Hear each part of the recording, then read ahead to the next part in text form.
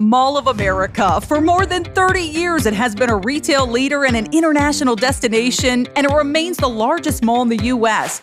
Not to mention, it welcomes millions of guests from around the world. It's huge, but it's also so much more. In this podcast, you're going to hear the real stories of how it started and why it continues to thrive. You'll hear about challenges we faced along the way and what you can learn from them. We will feature guests and experts from all walks of life and business, and along the way, you'll laugh, learn, and maybe even change the way you look at things. So if you're a fan of the mall, a brand new visitor, an entrepreneur, or a dreamer, prepare to dive deep into so much more. This podcast is presented by the Bloomington Convention and Visitors Bureau. Hello, Mall of America fans. Welcome to So Much More. I am your host today, Jill Renslow, joined by my co-host, Dan Jasper, as many of you know already. We also have a very special guest and somebody that I have known for years, and I'm so excited to have Jen Hellman with us. She's the president and CEO of Goff Public right here in Minnesota in our neighboring town of St. Paul. It's a communications firm, and you have done so many wonderful things there. And we also have Maggie joining us from our team because we're going to talk about generations. And Jen is an expert in this space and has been presenting across the marketplace about the unique dynamic that so many businesses are facing right now with having multiple generations and the unique communication styles and how we can accommodate them. So, Jen, welcome to our podcast. We're so excited to have you here today.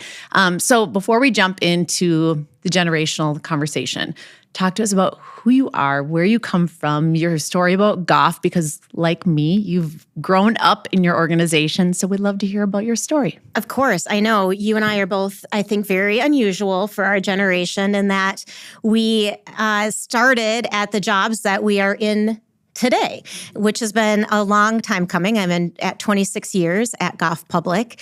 I grew up in Delano, and I remember coming to Mall of America when it opened. This was a little bit of a trek to get here, but it was so cool and so exciting.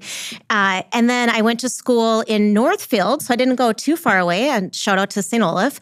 And then I applied at Goff Public. It was founded by a gentleman named Bob Goff in an entry-level writing role. I drove up from Northfield. I interviewed with Bob. I pretty much got hired on the spot. And since then, I've had pretty much every role in the company, and then took over about 3 years ago as president and CEO. I love that. And you have been such an amazing female leader in this marketplace and been involved in so many different facets. We met with the Minnesota Chamber of Commerce and have had a great network of women that we've stayed connected with. And I think that your footprint on this marketplace and how you've engaged with so many different brands has just been so valuable to us. So I appreciate your involvement in the marketplace and just your leadership from a female perspective. Right back at you, my friend. It's been great to be able to have a sounding board of women in this market that do amazing things. So that's great. So how did you get involved with this topic of generations? Because you were able to put together a great piece to be able to present on and to lean your expertise in this area. And where did that come from? Well, I mean, we kind of geek out on all things communications at Goff. We love thinking about how we're going to talk to different people, and that means talking to people across generations and realizing that they have very different ways of communicating and receiving information. So we saw it in the work that we were doing with our clients, but we also saw that in our work family at Goff, that we have multiple generations there, and we weren't understanding each other as much as we thought we maybe were.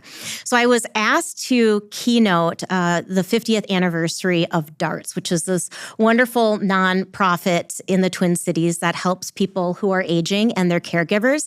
And they wanted to talk about communicating across the generations. So I worked with my team to put together this presentation. And in the process of it, we learned a lot about ourselves. We learned a lot about the different generations that we can use on our clients' behalf. But during the presentation, people were just roaring. At one point, I had to tell everybody to settle down so I could continue my presentation. And then I realized I think I'm onto something, because this is a topic that is really near and dear to people's hearts, not only in the way that we communicate with people at work, but also in the way that we communicate with our families. Absolutely. So talk to us about the different generations that we are interacting with in today's world, because this is probably the first time that you have a working generation that crosses over 4, if not 5 generations. Yes, we have multiple generations, starting with the oldest generation, which is the silents. So the silent generation, these are people born between 1925 and 1945. So think Martha Stewart, Nancy Pelosi, Dan Rather, Warren Buffett. Most of them are retired at this point. In fact, the very youngest of them are 79. So unless you're president of the United States, you are probably aged out of your profession. We do not have any silent generation in the room today. Nope. We're good. Yeah, so they tend to be this generation. They had a lot of kids. They followed pretty standard rules. They were the generation that thought less about individualism and more of what's good for the collective good. And they were all thinking more about what's good for the country, what's good for everyone rather than me individually. They tend to be more conservative than other generations. They also tend to be stable, calm. They have fewer mental health issues than any other generation after them. And they're less cynical. They tend to trust people more than the rest of us do. My parents fit into that generation, and it's interesting when you describe it. It's like you describe them to a T. So that's great. Dan, you're next up. You're a boomer. Yeah, I am not in that generation yet. They're getting close. And next up is the boomer generation. The boomer generation, 1946 to 1964. And these are the people like Oprah, Donald Trump, George Clooney, Bill Clinton. They are part of this big bang on modern individualism. So this is the generation that starts thinking, okay, yes, there's how are we going to contribute to the world, but also I have individual needs and desires, and I'm not necessarily going to follow all of the rules. So they started also to do more around gender equity. We can have a lot as women leaders to thank them for really starting to say we don't have to follow the gender scripts and roles that have always been given to us before. They had a unique interest, and still do, in politics and activism. And because they are the largest generation, and also at that kind of golden age right now of wisdom and experience, they tend to just be dominating the political spectrum. Yeah, I'm sorry, what was that about wisdom? And no, I'm kidding. But what I did hear from that is that I'm very similar to George Clooney. That's what I took away. That's a nice alignment. Absolutely. I also heard some other names in that list. We'll go with George. So when you think about how do they show up at work, they tend to be pretty optimistic. They are team-oriented, and they're also workaholics because they came from the generation where you put your head down, you do hard work, you do not complain about it, and you will be rewarded for it. Mm-hmm. And the harder you work, the more value you have in society. And so they're kind of the martyrs, right? We can think about these people in our workplaces that they just work and work and work and work. And that is very typical of boomers. Dan, does that sound familiar? Yeah, I grew up, and the saying was always be the first one in the office, last one to leave if you can be, right? It's that generation. Mm-hmm. Absolutely. Then moving on to our generation. The Gen Xers. We share our generation with Elon Musk, Jennifer Aniston, Tiger Woods, Julia Roberts, and of course, Jill Renslow and Jen Hellman. So what makes our generation unique is we straddled the analog and digital generation. So we went to school before there were computers in the classroom, when the World Wide Web was just being invented. We had to learn how to look things up in the library and not be able to do research. It wasn't at our fingertips. And so when we talk to people like our kids and explain what it was like when we were kids, it sounds like we're a whole lot older than we are because it was so different. We also are the generation where we had mom and dads that were both in the workforce. And we did not yet have programs to be able to account for the fact that we had so many double income working parents. So we are also the product of being latchkey kids and having to be pretty independent because we didn't have anybody necessarily taking care of us after work and after school. So some of the way that we think about ourselves, we tend to have high self-esteem. We continue more of the focus on self and what we need. We tend to be delayed in leadership roles. And Dan, I'm going to blame this on your generation. And I apologize. And this is the boomers not wanting to get out of the way because they're workaholics, right? Mm-hmm. They associate their identity with work and they're like, I don't know that I'm ready to step away from that. And then the Gen Xers are saying, but we're ready to lead. Yes. I totally relate to that. And I think it's interesting because so many of the millennials, which we're getting to, will take credit for all the technology innovation, but it's like, hello, the Xers were the ones that created all the innovation and then they implemented it. So it was like, my kids call me from the dinosaur ages because to your point, like all the references that we make and growing up and being that bridge generation. But it's like, you know what, give a lot of credit to the Xers. Yep. And it's a smaller generation to my understanding. Yep. And so it's like there was a lot of things that happened during that time. There's a lot of change and that transition. So I think we deserve a lot of credit for what's been happening in the world from a positive perspective. Yes. We used to have to get up to the television and turn the dial, right? Or the rotary phone. Yes. We actually had to dial the it's phone. crazy to me that you didn't have a cell phone too. I don't know We how did I in would... the later years. Then we had pagers. Pagers were like a big thing. You felt really cool when you get to wear a pager around. And That was like one of the early highlights of my career because I did media relations and the media relations people got to wear pagers. So it was essentially drug dealers and media people. Right? And doctors, but that's okay. Doctors. Yeah, I didn't know any doctors at the time. Oh my God. Maggie has a whole different perspective on Gen Xers now. I don't even know what a pager looks like, to be honest. So I'm going to have to look it up. I'll show you on the computer. It's a little box that you would clip on your belt. And you wanted people to see that you were wearing the pager. Status. It was very cool. It was a very cool thing. Yes. I love it. Which brings us, which we don't have any millennials showcased in the room, but let's talk about them. Well, these are people like Justin Timberlake, Britney Spears, Mark Zuckerberg, and Taylor Swift. They are very self-confident. So every generation gets more of a focus on individualism. These people are truly the army of one. They grew up with a preschool song that went, I am special, look at me. And this is kind of then the way that their life would be set up. They are digital natives. They grew up using the technology that we're still figuring out how to use. They're highly educated. They are delaying parenthood or not having kids at all. And they also tend to be less religious and more liberal. So when they show up at work, they love self-expression, feedback. They like to be asked their opinion. And they find that authenticity is more important than etiquette or being polite or having hierarchical structures. They really just want a kind of a free flow of ideas. They're willing to work hard, like your generation, but they are the first generation to really insist on work-life balance and believe that you can achieve that. So Jen, do you see that like when you have that skip generation, when you go from the boomers to the millennials where you have a lot of parents and kids, do you find a lot of commonalities with that connection with those generations, just like you would with the Xers and the Zs? Well, what you find is that the way that the generation that the parents are from changes the way that they raise their kids and then how the kids end up turning out. So when we had generations where families would have 10 children, they were ready to get them out of the house and launch them as quick as possible, right? Because that was a lot of mouths to feed and they couldn't keep them on.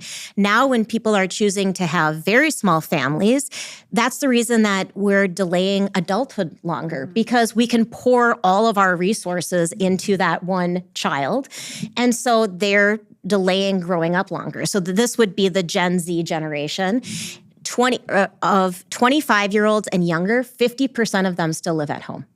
So that's quite a shift. And it's just a change, too, in the way that people parent.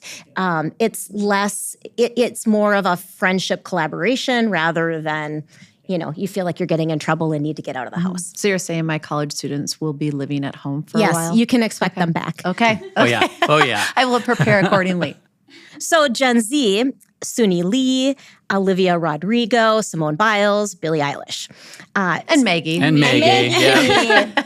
So there's more gender fluidity in your generation than any other generation before. There's not necessarily, this is the way guys behave, this is the way girls behave. So my story that I have of this, I was taking my 18-year-old shopping at Mall of America to get ready for his senior photos.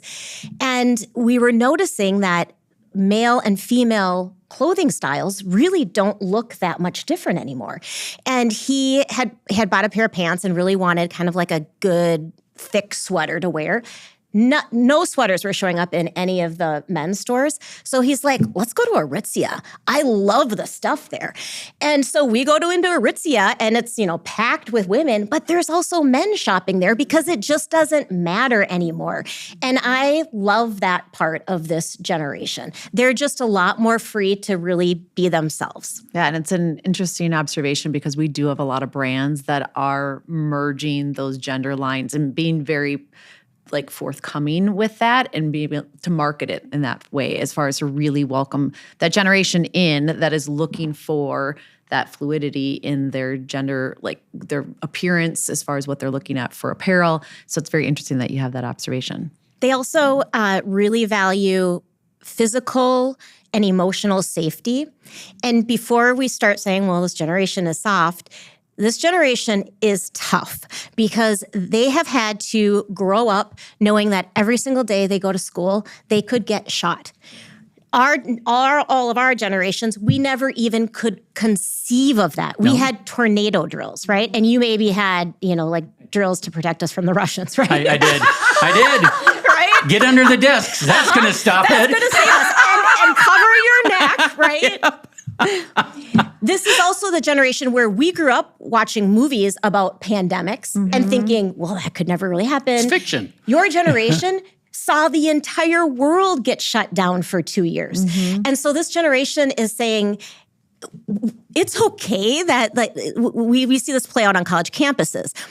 Free speech has always been so important, but this generation is saying, but there's a limit. There's also this thing called hate speech, which we are very aware of and which has serious consequences. So people can't actually say anything. So you have to think about the context in which each generation grew up and what affects them. And what I find most interesting about the generations is that you're more influenced by the generation you grew up in than the parents who raised you. So that is what we each have with people around us. And this is why you can't ignore the way that we are influenced by our generation because it is so much a part of every one of us, whether we like it or not. Absolutely. And we have all the generations that work here at Mall of America. And I think it's interesting to learn about how people receive and how they deliver communication and how you could be offensive and you don't mean to. So I would love to get into some of those nuances because you came to speak with our team recently. And I know it resonated really well across all different groups. And just to have those aha moments where it's like, okay, I didn't realize that's what I was doing, or I'm receiving this and I didn't realize how I was supposed to be responding to it. So let's talk a little bit about that. And I would love to start with Maggie. Being exposed to Jennifer's presentation just recently in some of the context, what were some of those moments that you were surprised or you didn't really think of until you heard it from the presentation? Yeah, I think it's interesting. When I was going through all the generations, I really found myself resonating with Millennials and Gen Z. I feel like I might be like a cross between, and maybe that's because I'm an older Gen Zer. But in the workplace, I really feel like I communicate with all generations the same. Yeah. Well, and I think you are a very mature Gen Zer. I mean, you've been able to really connect and understand the different generations. And we do insights here at MOA where you have a color coordination based on how you communicate, how you react to things, how you prioritize. And so that has helped us as well understand how people are wired and, if they want to be able to have more of a conversation, or like Dan and I were red. So that means we're to the point. We want to make sure we can get things done and just get to what you want to say.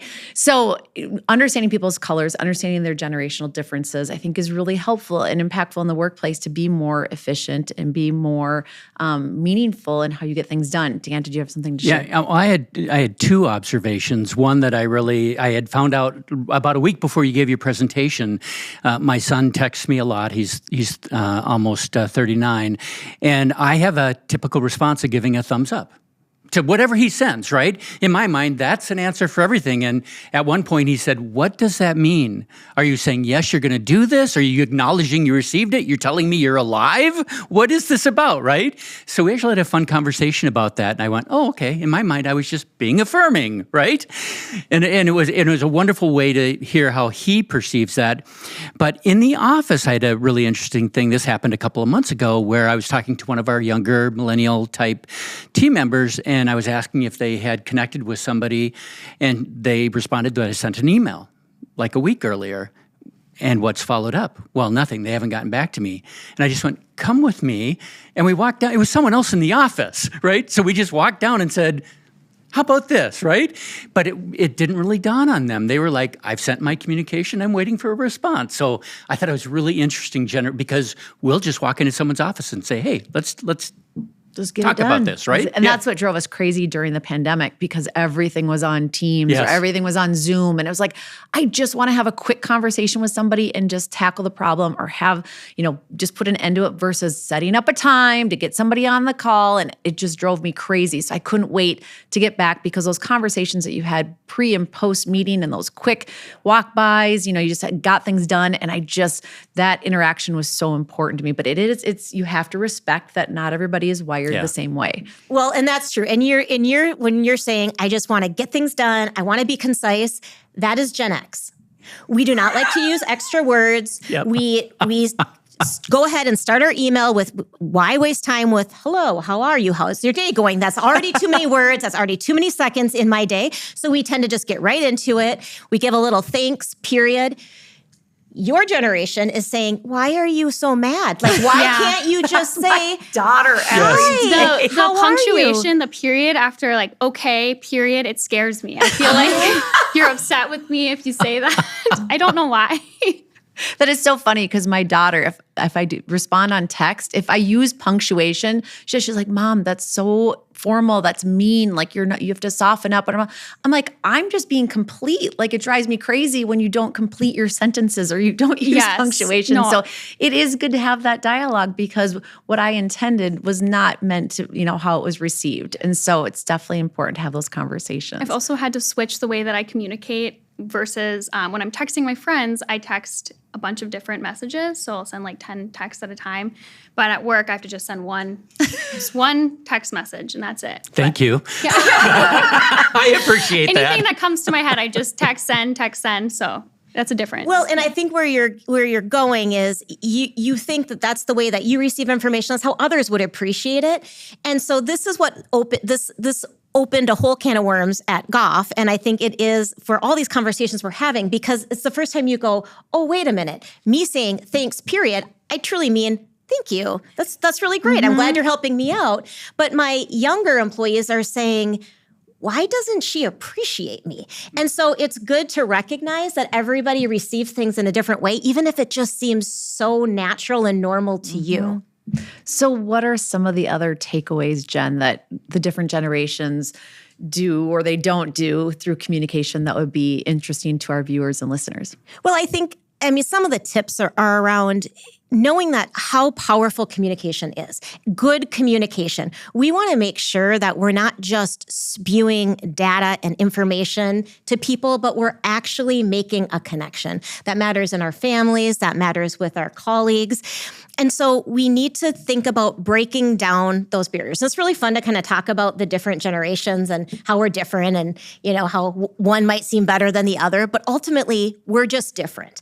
And so recognizing that, accepting that, embracing it, trying to learn more about others' communications preferences, trying to learn more about what are emojis and how does that work and what does punctuation mean? And there are terms that younger generations use that we don't know the meaning of. It's okay to say, wait a minute, I've never heard that. What does that mean? Not because I need to start using the term to try to seem cool, but because I want to better understand. Mm-hmm. So I think not being afraid to ask questions, and it's okay if there are things that you don't know, because communication is constantly changing. Absolutely. So I would love to know, what are your top 3 emojis that you guys use in communication? Because I'm curious if there's crossover. So Maggie, what do you use?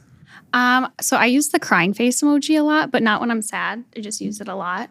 If I'm excited or I don't know. That doesn't really make sense, but I don't know. And then I use the whole, like the hand holding heart emoji and the fire emoji. Okay. Yes. I like it. Yeah. Well, Dan, I use primarily two, which is the thumbs up, because you can't go wrong with the thumbs up. The smiley face, because that is the original emoji. That's all I'm going with. Then occasionally I might use the smiley face with the tongue out, one Do of that one those. too. And I don't know why, Yeah. but I think it's funny. What does it mean to you? I think it's either it's funny or I'm exasperated. Stop. Right? Like if I'm with my son or something and he's texting me or something, he's like, leave me alone. Well, and you said you used the poop emoji too, right? Or was that, no, that was Mike to verdict. No, I do not. I take offense to that. It sounds very Mike to verdict. I feel like you should be using the Santa emoji more often. I should. Make it your trademark. That's my goal for this year. I like that. Jen, what are your top three? Well, I love the laughing cat emoji. That's my favorite. So why cat versus just the laughing emoji? I don't know. It's just cute. Yeah. Okay. Cute, right? And just then curious. what else do I use? I use hearts a lot. I guess I'm being pretty girly with my emojis. But do you want to know the number one misunderstood emoji? What is that one? Fingernail painting. So what is that? It means something different to everyone, Yes, which it is why does. it's so misunderstood. Fingernail painting. I've Yeah, never like, you have used to, like it's the hand and then Yeah. it shows, And so sometimes that means like self-care. I'm taking care of myself. Other times it means like doing my own thing. I don't care what you're putting down. Or I'm bored. I'm bored, yeah. Slay, Slay. which is slang. slang. I don't really use that. They're laughing. I don't use the slang words, but I feel old not using them sometimes. You using that was so slay. Thank you. I feel like I'm constantly looking up things that my kids text me just so I don't sound so I try to figure out what it means, but then yes, I'm not using it in response, but just to understand what are you trying to say to me. But I think what's interesting is to do this every once in a while is to look at your emojis because it'll obviously show which ones you use most frequently because I'll do that once in a while. I'm like, oh, I use the sad face a lot this week. And I'm like, I wonder why I did that. Or I'll be like, oh, I use the laughing one a lot. Or, I do use the heart all the time, probably overuse it. But then that's why it's like, okay, I use the same ones over and over. I'm like, I got to change it up. So I'm going to look into this nail painting one now. Well, and I do mix that in. I would recommend on those weeks where it's really sad faces, I would do the nail painting one and go do a little self-care. I think Treat so. yourself. I think Yes. so. I like it. But maybe it's the crying where it's actually like laughing, crying. That's actually more. Except use I that would one a think you're lot. crying. That would throw me off. I love it. Well, this has been an awesome conversation. And I think it's encouraging for everyone to just take a step back and sometimes realize that where you're headed, what you're saying, how you communicate isn't always the most effective with the audience that's receiving it from you. So I think it's always a good reminder for all of us, especially to know that there's a lot of generations, there's a lot of different styles out there, just to be respectful and to learn and to be open-minded of what's possible out there. But to end this, I would love to know, Jen, what's next for you? You have been so busy with Goff. You've been very busy in the podcast world. We see you, we hear about you. So what's next? Well, a little bit more of the same. I mean, at Goff, a huge part of our values is getting involved in the communities where we do business. So you'll continue to see me out there serving on boards, trying to make the Twin Cities a better place. But we're also constantly tracking these communications trends. Communication is going to continue to evolve and to change. And so we're always working on staying on the top of our game to figure out what is the next generation going to have in the workplace. And we're all changing all of the time, right? What are our preferences going to be and what's going to move people? And how do we build trust in this divided society? These are the things that we're thinking about and we'll be continuing to work on in the coming years. I love that. Well, if you're interested in Goff, definitely check them out online and also follow Jen on LinkedIn. She really posts a lot of industry-leading content and thought leadership. So we appreciate you. Thank you for joining us today. Thank you, Maggie and Dan. And that's going to do it for today's episode of So Much More. So be sure to tune in to where you listen to podcasts, and we'll see you soon. Thank you for tuning in to today's episode of So Much More. If you want to hear more, be sure to subscribe to our podcast wherever you find your favorites, including Spotify, Apple, or Google Podcasts. And you can also watch a video cast on YouTube. Go to podcast.mallofamerica.com to leave a review, ask a question, or give us an idea for the show. Until next time, thanks for listening. So Much More is presented by the Bloomington Convention and Visitors Bureau, the official destination marketing organization for the city of Bloomington, Minnesota. Before your next trip to Mall of America, visit bloomingtonmn.org for answers to all your travel questions, deals and packages for hotel stays, and so much more.